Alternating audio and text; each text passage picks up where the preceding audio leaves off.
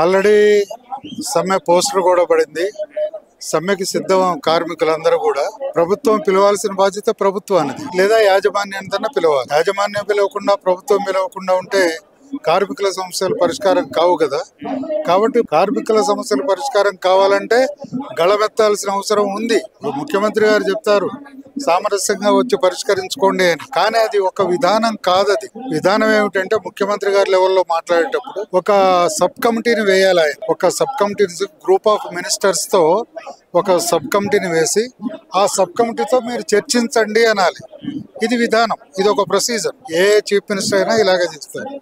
Group of minister తో మాట్లాడిన తర్వాత అది సీఎం దగ్గరికి వెళ్తే ఆయన దాని మీద ఒక డెసిషన్ తీసుకొని చెప్తారు. ఈ పద్ధతి ఏమి లేకుండా మీరు వచ్చి మాట్లాడండి అంటే అది ప్రొసీజర్ కరెక్ట్ కాదు.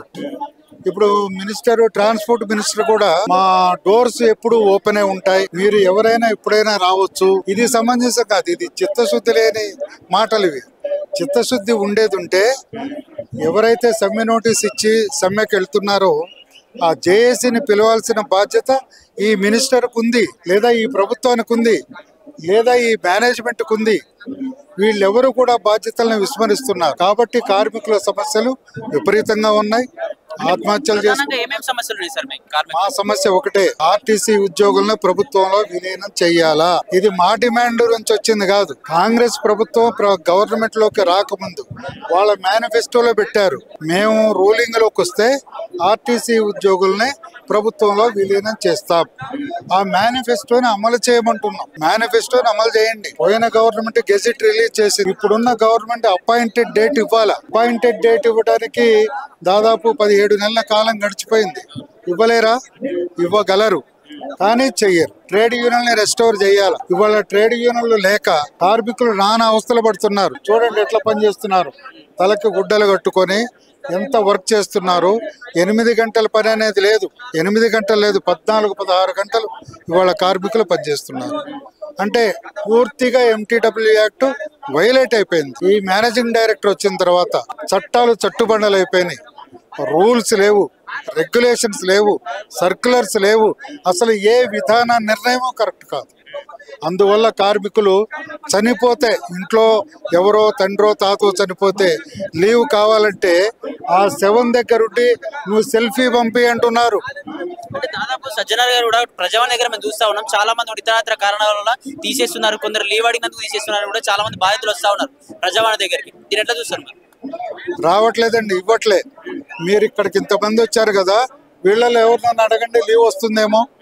వీళ్ళకి లీవులు రాక శాలరీ కట్ అవుతుంది, ఈఎల్స్ కట్ అవుతున్నాయి. సిఎల్స్ అనేవి జనవరి నుంచి డిసెంబర్ వరకు ఉంటాయి, 15 సెలవులు.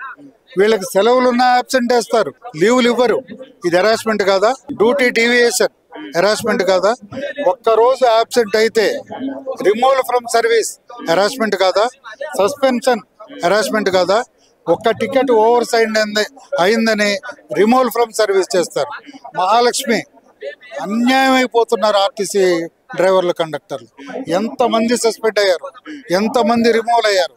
ఈ ఒక ట్విట్టర్లో ఒక ప్యాసింజర్ ఒక కంప్లైంట్ పోస్ట్ చేస్తే వెంటనే రిమూవల్ ఫ్రమ్ సర్వీసా? అదే కండక్టర్ని దెబ్బలు కొడితే అదే ప్యాసింజరు, వాళ్ళ మీద చర్యలే ఉండవా? ఇంత అన్యాయమా? ఇంత అన్యాయమైన పరిస్థితుల్లో ఆర్టీసీ కార్మిక కుటుంబాలు అందుకు సమ్మె. ఇప్పుడు ఇది ప్రభుత్వం దాకా పోనక్కర్లే. ఉన్న 23 డిమాండ్లలో 17 డిమాండ్లు యాజమాన్యానివే. ఇవి ఆర్థిక పరమైన డిమాండ్లు కావు. ముఖ్యమంత్రి గారు అంటున్నారు మాకు సమయం ఇవ్వండి, ఆర్థికంగా ఇబ్బంది ఉంది. ముఖ్యమంత్రి గారికి మేము ఒకటే చెప్పదలిచాం, ముఖ్యమంత్రి గారు ఆర్థిక పరమైన డిమాండ్లు కావివి. 17 డిమాండ్లు మీరు చేయగలిగినవే. ఈ 17 డిమాండ్లు చేయండి.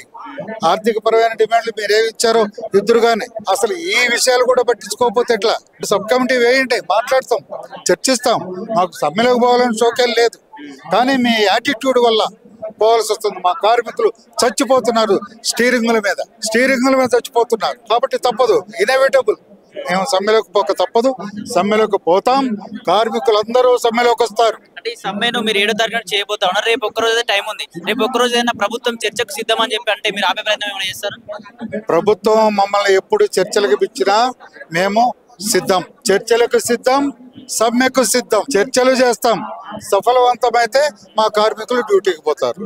చర్చలు విఫలమైతే మా కార్మికులు సమ్మెలో ఉంటారు. It is open fact. నిజంగా సమ్మె విజయవంతంగా సాగుతుంది అనుకుంటారా, లేకపోతే ఎందుకంటే ప్రభుత్వం ఒప్పుకోవట్లేదు కాబట్టి ఆపే ప్రయత్నం ఏం చేయదని అనుకుంటున్నారు? ఆపే ప్రయత్నం యాజమాన్యం చేస్తుంది. సమ్మె చేసే ప్రయత్నం కార్మికులు చేస్తారు. ఖచ్చితంగా సమ్మె చేస్తాం. అందరూ సిద్ధంగా ఉన్నారు. 100% సమ్మె జరుగుతుంది.